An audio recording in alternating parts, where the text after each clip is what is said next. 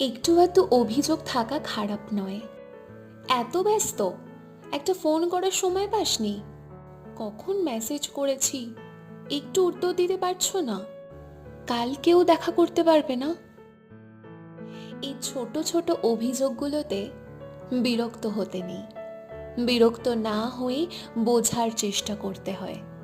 এগুলো আছে কারণ উল্টো দিকের মানুষটা আপনার অনুপস্থিতিকে অভ্যাস করে নিতে চাইছে না।